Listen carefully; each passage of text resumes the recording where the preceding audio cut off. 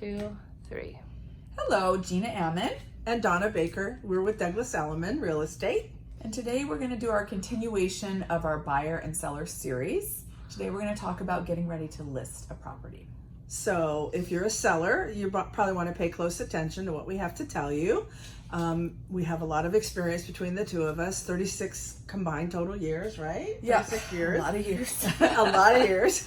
And so we've developed a strategy that we use with our sellers. And so we kind of want to run you through that strategy. So what's the first step? Well, the first step is that you meet with us to discuss pricing. We've already obviously done our homework prior to meet with you. We pull the comps of what's sold and what's active and what's happening in the market.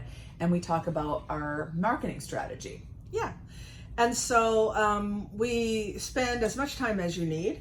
We're never in a hurry when we're meeting with our sellers. We want to give you the utmost attention and give you as much detail as we can give you right at the first visit. And then once we all get onto the same page with regard to where you want to list and when you want to list it, then we'll make an appointment to meet with you to sign the listing agreement. And we are of the belief that it's better if we also have you sign all the disclosures at that same time. Absolutely. And that's because, we don't want to keep going back and forth with you to have to sign more papers. You're going to have plenty of that when you get into escrow.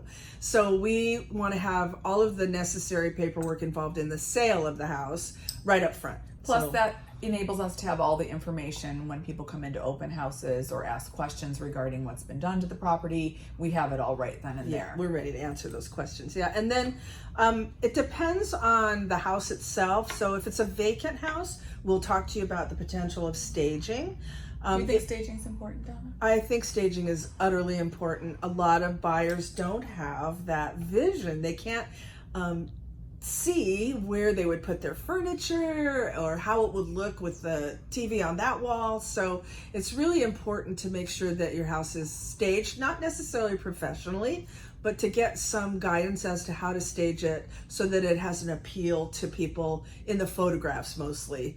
And sometimes we get people coming in to look at homes and they actually tell us that it's better in person than it was in the photos. So, but we still want it to jump out of the page when buyers are looking on the MLS. We want those photos to be representative of what the house is, and so staging may be part of that process. Right, or even a partial stage. And in the staging consultation, we will discuss with the sellers what needs to happen as far as preparing the house. If there's any clutter or it needs to be painted or a little bit of minor landscaping, we try to make it as stress-free as possible and make it look the best.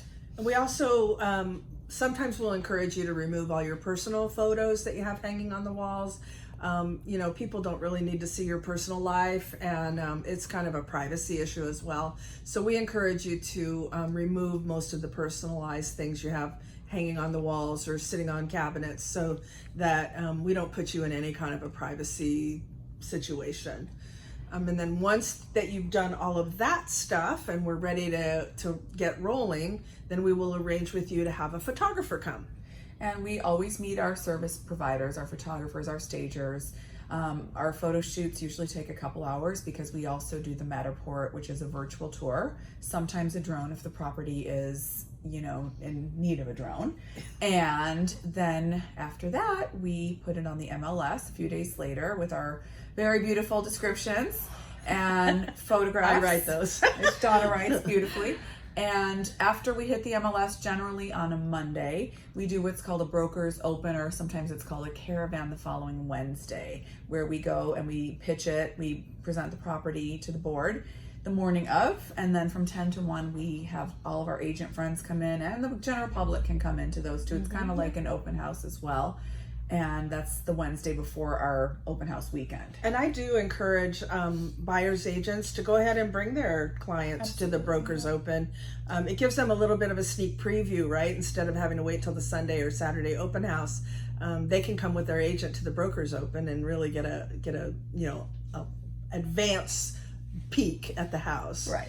And then we do have an open house, typically on a Sunday. We found that Sundays are better. More people come on a Sunday than on a Saturday, but we will do a Saturday if it makes sense, especially on a holiday weekend. Sometimes Saturday is better.